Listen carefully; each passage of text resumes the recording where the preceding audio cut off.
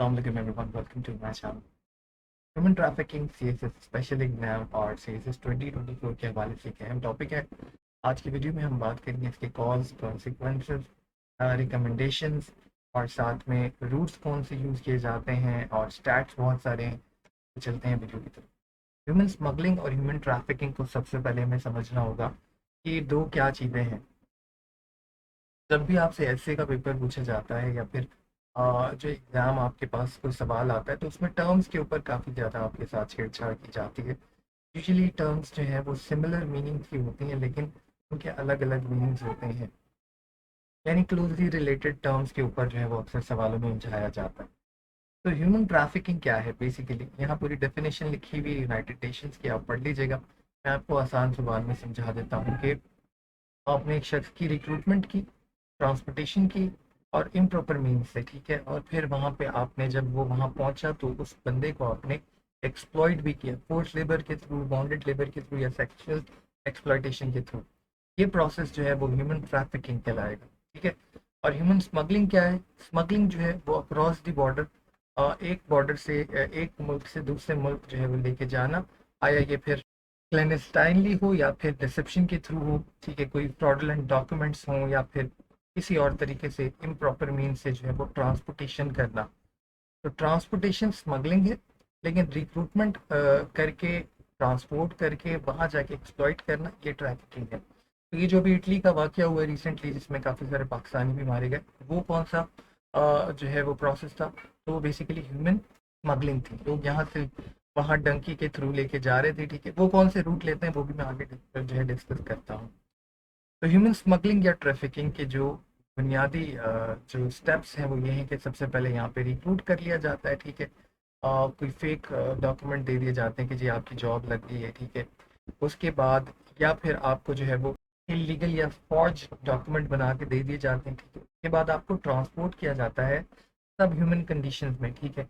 वो डंकीज भी हो सकती हैं, छोटी छोटी कश्तियों को कहते हैं डंकी, ठीक है। इसके अलावा जो है वो आपको पैदल भी बहुत सारा चलना होता है। डॉक्यूमेंट्रीज बेताश आपको मिल जाएंगी। जब आप अपनी डेस्टिनेशन पे पहुंचते हो तो डेस्टिनेशन पे पहुंचने के बाद भी काम खत्म नहीं होता, आपको फिर एक्सप्लॉइट किया जाता है। कैसे? फोर्स लेबर दी जाएगी, सेक्सुअल एक्सप्लॉइटेशन, क्योंकि आप जहाँ पे पहुंचे हो, जो आपको लेके आया उसको पता है कि आप जो है इलीगली आए हो। वो आपको जो है एक्सप्लॉइट भी करेगा, आपको जो है वो टॉर्चर भी करेगा। यूँ समझ लें कि आप अपनी तमाम कश्तियाँ जला के वहाँ पहुंचे हो, तो अब आप जो आपसे करवाया जाएगा आप करेंगे।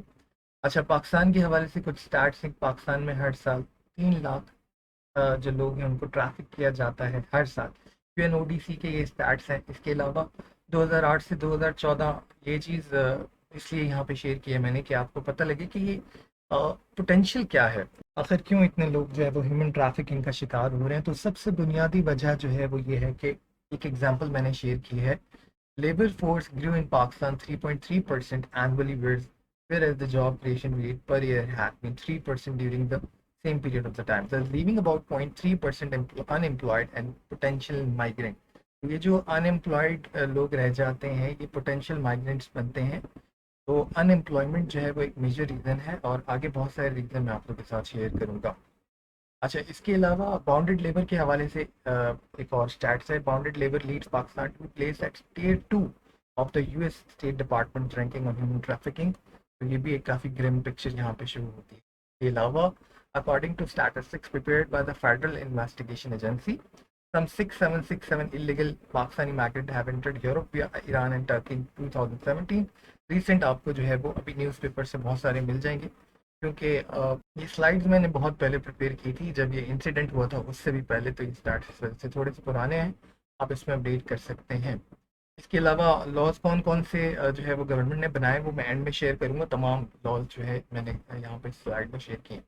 अब हम आ जाते हैं रूट ऑफ स्मगलिंग। जब इन लोगों को स्मगल किया जाता है तो कौन से पोटेंशियल एरियाज हैं जिनको टारगेट किया जाता है? लैंड, एयर और वाटर, तीनों तरह से जो है वो स्मगलिंग की जाती है। बलूचिस्तान से नौकंडी रूट लिया जाता है, कराची से Taftan to Zahedan in Iran and then onward Turkey. तो ये जो आपका वेस्ट साइड वाला जो रीजन है वहाँ से स्मगल्ड होते हैं।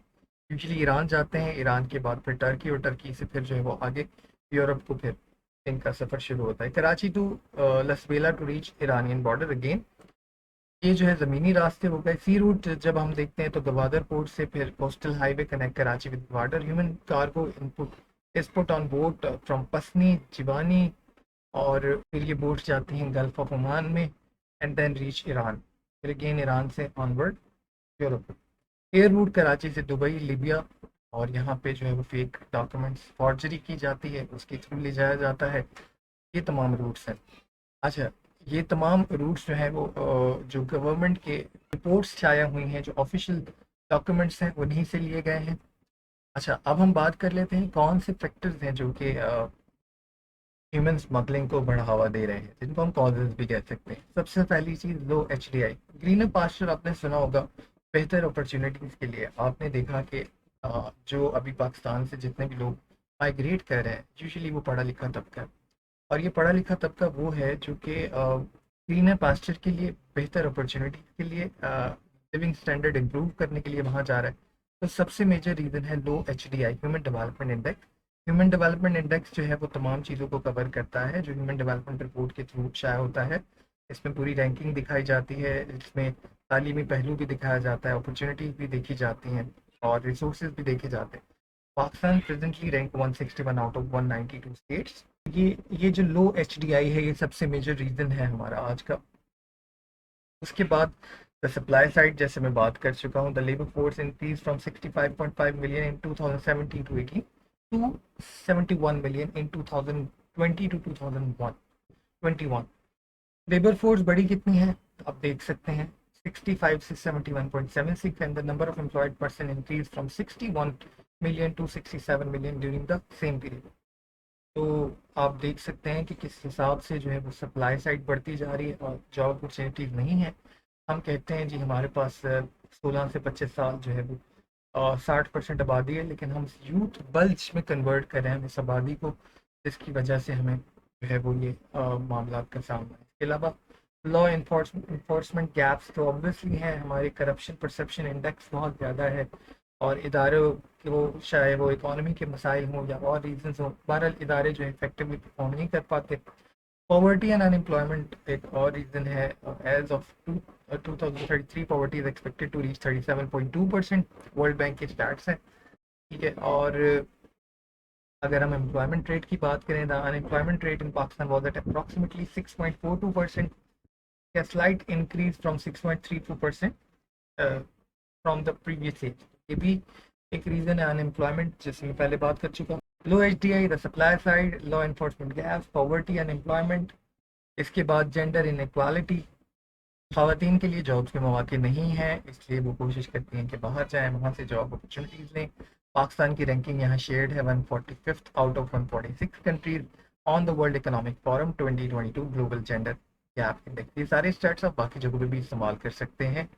इसके अलावा कॉन्फ्लिक्ट एंड इंस्टेबिलिटी, इंस्टेबिलिटी से माइग्रेशन इसलिए ज़्यादा अहम है। अभी आप देखिए, जब इंस्टेबिलिटी होती है, चाहे वो पॉलिटिकल हो, तो फिर किस तरह से फुकदान आता है, इकॉनमी आपकी जो है वो टर्मोइल का शिकार हो जाती है, और फिर एक जो माइग्रेशन का प्रोसेस है वो बढ़ जाता है। सोशल स्टिग्मा जो है ये बेसिकली किसी एक पर्टिकुलर पीपल के लिए हिटर्ड होना या फिर डिस्क्रिमिनेशन होने को कहते हैं। पाकिस्तान में बहुत सारे सोशल स्टिग्मा है, जैसे अगर कोई डाइवोर्स वुमेन है तो उसको बड़े अजीब अंदाज में देखा जाता है, ठीक है, उसको अपॉर्चुनिटीज़ नहीं दी जाती। जेंडर डिस्क्रिमिनेशन तो ऑलरेडी आप जानते ही हैं। इसके अलावा सोशल स्ट्रैटिफिकेशन है, इकोनॉमी की बेसिस पे सोशल क्लासेस में डिस्क्रिमिनेशन है, ठीक है, एक्सप्लॉयटेशन है, तमाम चीज़ें हैं। लैक ऑफ लॉ इन्फोर्समेंट की मैं पहले भी बात कर चुका हूँ, लैक ऑफ अवेयरनेस। ऑब्वियसली लोगों को नहीं पता कि यहाँ से तो जा तो रहे हैं सुहाने बाग देख के, लेकिन वहाँ पे पहुँचने के बाद उनके साथ क्या होगा, लोगों को यूजली इसकी अवेयरनेस भी नहीं होती।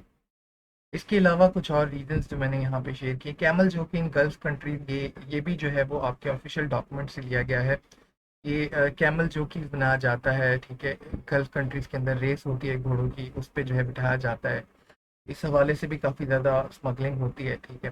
फिर आपकी सेक्सुअल एक्सप्लॉयटेशन है। According to another account, these girls are initially sold in brothel in Pakistan for 1000 to 2000 USD. उसके बाद यही जो है वो फिर आगे जाके सेक्सुअल एक्सप्लॉयटेशन का शिकार होती हैं। सेंट्रल एशियन गर्ल्स को जो है वो आजकल फॉरेनर ने एक और तरीका इख्तियार किया है यहाँ से अपनी वाइफ बना के लेके जाते हैं और फिर जो है वो एक्सप्लॉइट किया जाता है। ऐसे बहुत सारे केसेस आपको रिसेंटली मिल गए होंगे, तो ये भी मैंने एक रीज़न यहाँ पे डाल दिया। देन डोमेस्टिक ह्यूमन ट्रैफिकिंग भी है पाकिस्तान में, ठीक है। आप देखो अक्रॉस दी प्रोविंसेस जो है वो डोमेस्टिक ह्यूमन ट्रैफिकिंग में आप यूँ ले लें कि चाइल्ड लेबर भी आपको देखने को मिलती है, ठीक है। बच्चे रूरल एरियाज से अर्बन एरियाज में आते हैं। अभी अभी एक केस कल जो है वो कल परसों मिला, जिसमें एक सिविल जज ने छोटे बच्चे को मार मार के जो है वो टॉर्चर किया। तो बहुत सारे केसेस हैं जिसमें आपको ह्यूमन ट्रैफिकिंग नज़र आती है। देन आपको सिग्नल के ऊपर बच्चे मांगते हुए नज़र आते हैं, ये भी ह्यूमन ट्रैफिकिंग का एक असर है जो आपको सोसाइटी में नज़र आता है। Effect of human trafficking Pakistan, human rights violation हो रही है ऑब्वियसली। साइकोलॉजिकल ट्रॉमा है। जब आपने देखा होगा जो लोग इटली से वापस आए, जो कश्ती से बच गए, साइकोलॉजिकली कितने डिस्टर्ब है। इसके अलावा अगर कोई सेक्सुअली एक्सप्लॉइट हो जाता है तो उसकी दिमागी हालत क्या होती है उसका अंदाज़ा आप नहीं लगा सकते। साइकोलॉजिकल ट्रॉमा में ये बच्चे चले जाते हैं। और इकोनॉमिक लॉसेस, ऑब्वियसली आप पैसा दे के जा रहे हो, फिर आप पहुंच भी नहीं रहे हो। अभी जो इटली से लोग वापस आए, उन्होंने अपने इंटरव्यू में बताया कि वो 4 से 6 बार, ऑलरेडी 10 बार भी लोग कोशिश कर चुके हैं, तो 10 बार उस बंदे ने पैसे दिए हैं, ठीक है। इसके अलावा स्प्रेड ऑफ डिजीजेज है, trafficking can facilitate the spread of infectious diseases, HPIC, और अगेन बहुत सारी आपको मिल जाती हैं। सेक्सुअल इनकाउंटर भी होता है तो वहाँ पे भी जो है वो बहुत सारी डिजीजेज फैलती हैं। Destabilisation of communities, the loss of community members to trafficking can disrupt social structure and create instability in affected communities. The recommendations काफ़ी सारी मैंने यहाँ पे ऐड की हैं। लेजिस्लेशन एंड लॉ इन्फोर्समेंट मैंने आगे स्लाइड में सारी जो लॉज हैं वो शेयर किए हैं, वो आप पढ़ लीजिएगा।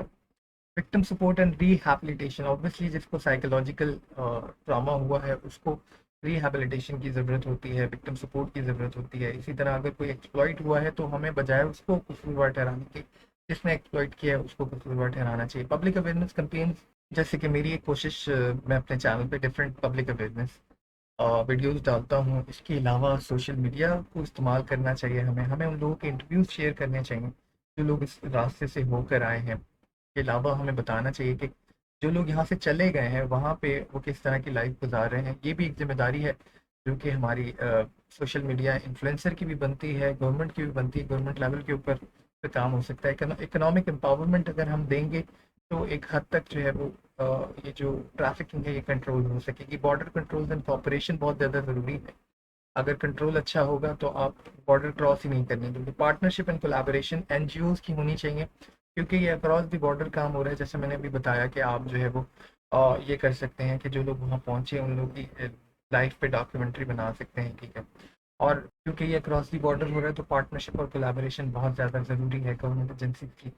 रूट कॉज जो है आपको आइडेंटिफाई करने होंगे। अनएम्प्लॉयमेंट है, पॉवर्टी है, और सोशल स्ट्रैटिफिकेशन है, और जो जो रीजंस हैं उनको एड्रेस करना होगा। रिपोर्टिंग को इनकरेज करना होगा। लोग आपके पास रिपोर्ट नहीं करने आते क्योंकि आपका निज़ाम जो है वो काबिल भरोसा नहीं है। इसके अलावा मैंने यहाँ पे लॉज शेयर किए हैं जो कि अभी मौजूदा हैं। Prevention of trafficking person act 2018, ठीक है। The act provide legal mechanism to investigate and prosecute cases of trafficking and impose penalties for those found guilty, ठीक है। इसके अलावा prevention of smuggling of migrant act 2018 है। ICT child protection act 2018, criminal laws, second amendment act 2016, Zainab alert act 2020, Zainab alert response and recovery agency, और prevention and control of human trafficking ordinance, the bound labour abolition act PLAA। अब यहाँ पे कुछ चीज़ें हैं जो मैं आप लोग के साथ शेयर करना चाहता हूँ। Homosexuality is criminal under Section 377 of Pakistan Penal Code, but buying and selling of a person is also a criminal offence under Section 371A and B. There is no offence specific to prostitution. ये एक सवालिया निशान है। Offence specific to prostitution जो है again यहाँ पे loop hole नज़र आता है। तो इस हवाले से हमें ज़रूरत है कि हम तो बेहतर कानून साजी कर सकें। इसके अलावा इम्प्लीमेंटेशन के ऊपर काफ़ी ज़्यादा ज़रूरत है। इम्प्लीमेंटेशन अच्छी नज़र नहीं आती। इसके अलावा एक और मेरी ज़ाती राय भी है कि जो जो विक्टिम होता है उसको फैसिलिटेट करने की ज़रूरत है। बेसिकली इसको आप ऐसे फैसिलिटेट कर सकते हो कि जो औरत जो है वो अगर विक्टिम बन गई है स्मगलिंग का, ह्यूमन स्मगलिंग का, तो फिर उसका जो केस है औरत को कोर्ट में जाने में काफ़ी मुश्किलात हैं। तो आप ऐसा कर सकते हैं कि उसको ऑनलाइन जो है वो एक्सेस प्रोवाइड करें, या फिर उसकी जो शिनाख्त है उसको छुपाया जा सके, क्योंकि आजकल आपको पता है कि चाट मसाले के लिए मीडिया पे हर तरह की चीज़ें चलाई जाती हैं, और बहुत सारे जो सोशल मीडिया के लोग हैं वो व्यूज़ की खातिर फिर उसको बहुत ज़्यादा उछालते हैं। तो हमें प्राइवेसी जो है उसका ख्याल रखना होगा ताकि लोग आगे आए रिपोर्ट कर सकें। आज की वीडियो में इतना ही था। आखिर में आज का पैगाम, हुकूमती सतह पे जो इक़दाम होने हैं चाहे वो किसी भी हवाले से हों, वो बेशक एक बड़ा रोल होता है उनका, लेकिन कुछ मामलात हमें एहतियात पर भी जो है वो हल करने होते हैं। फॉर एग्ज़ाम्पल मैं आपको बताता हूँ, अगर आपके पास पैसे हैं तो बजाय इसके कि आप उसको जो है वो बैंक में रख के उससे इंटरेस्ट हासिल करो, आप उसको रोटेट करो, जैसे कि आपको हुक्म है कि दौलत को चंद हाथों में महसूर ना रखा जाए, ताकि आप लोगों के लिए वसीला बन सको। ये एक एग्जाम्पल है, ऐसी बहुत सारी चीज़ें हम लोग कर सकते हैं, हम लोगों के लिए वसीला बन सकते हैं। बाज़ औक़ात हमारी अथॉरिटी इतनी होती है कि हम 10 15 20 लोगों को फ़ायदा दे सकते हैं, अपनी रात से बाकी लोगों को फ़ायदा पहुँचाएँ, ताकि ये साइकिल चलता रहे और ये विशियस साइकिल जो है वर्चुअस साइकिल में कन्वर्ट हो। अल्लाह ताला हम सबको बेहतर से बेहतर करने की और बेहतर शख्सियत बनने की तौफीक अता फरमाए। Thank you so much. Allah हाफ़िज़। वीडियो पसंद है लाइक एंड शेयर कीजिएगा, चैनल को सब्सक्राइब कीजिएगा।